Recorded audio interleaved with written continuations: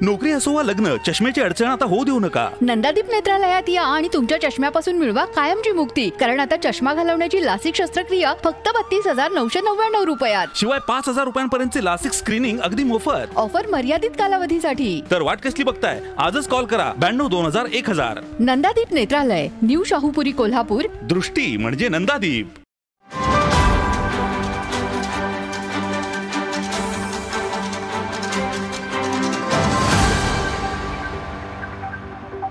दख्खन केदारांचा अधिवास ज्या ज्योतिबा डोंगरावर आहे आणि ज्या काळामध्ये जे अरण्य होतं, ज्याला केदार वन म्हणू शकतो आपण, किंवा केदारनाथ ज्या अरण्यात राहायचे ते अरण्य, असं दख्खन केदारण्य हा संकल्प प्राधिकरणातल्या विकासाचा पहिला संकल्प म्हणून जागतिक पर्यावरण दिनाच्या निमित्तानं आज साकारायचा आपण प्रयत्न केला आहे. आज पहिल्या टप्प्यात नॅशनल हायवेच्या वतीनं 10,000 झाडं, आणि तीसुद्धा अशी तुम्ही बघताय ही सगळी 6-7 वर्षाची आणि जवळजवळ 10-12-15 फुटापर्यंत वाढलेली अशी झाडं नर्सरीतली आणून या उपक्रमाची सुरुवात ह्या ठिकाणी होते.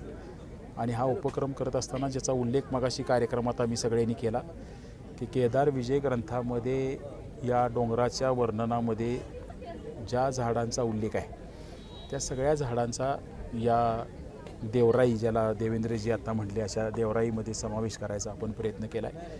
आणि ज्याला एक शास्त्रोक्त विकासाच्या संकल्पनेला हाताशी धरून जे अनेक गोष्टी आहेत की आता एक कड्याचा परिसर आहे. आता ह्याच्या पुढं जर आपण गेलो तर तिथं प्रचंड वारं असतं, जे आता आपण उभा राहिलो पण काही ठिकाणी वारं ज्या वेळेला सुटतं त्यावेळेला उभा राहता पण येत नाही. त्यामुळे अनेक झुडूपवर्गीयसुद्धा वर्णन त्यामध्ये आलेलं आहे. करवंदाच्या जशा जाळ्या आहेत, कारवीसारखं एखादं झुडूपवर्गीय झाड आहे, किंवा बोरीसारखं आहे की ज्या ह्या कड्याच्या संवर्धनासाठी पण त्याचा उपयोग होतो, आणि आतल्या असणाऱ्या झाडांचं वाऱ्यापासून होणारं एक तटबंदीचं संरक्षण म्हणून सुद्धा त्याचा उपयोग होतो. काही ठिकाणी बांबू आहे.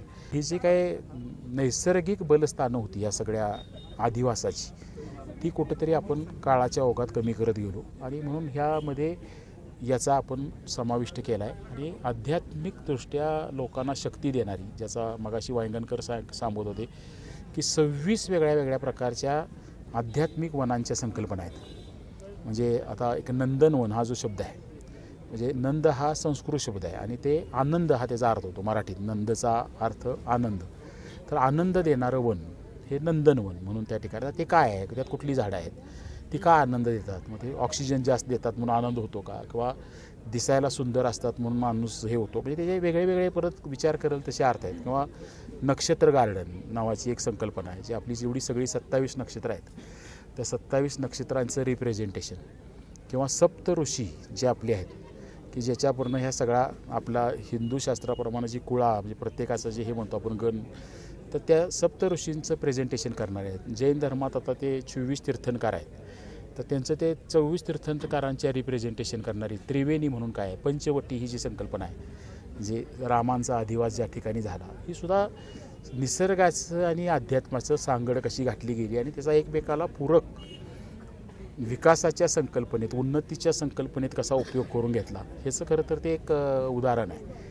आता आज तसा फार वेळ नव्हता त्यामुळे सविस्तर ते सगळं बोलता आलं नाही, पण तो प्रकल्प ह्या ठिकाणी आपल्याला राबवायचा आहे. म्हणजे काही आपण मेडिटेशन सेंटर या ठिकाणी करतो आहे, योगा सेंटर करतो आहे, आयुर्वेदाचे उपचार करणारी काही प्रणाली ह्या सगळ्या वनराईचा वापर करून, देवराईचा, ह्या म्हणजे जे 23 गावं आणि हा एवढा मोठा सगळा परिसराचा जो विचार आहे त्यामध्ये अशा अनेक संकल्पना दडलेल्या आहेत. आता बघूया ज्योतिबाच्या मनात जे असेल ते चांगल्या पद्धतीनं पुरं होत जाईल असा विश्वास घेऊन आम्ही निघालो.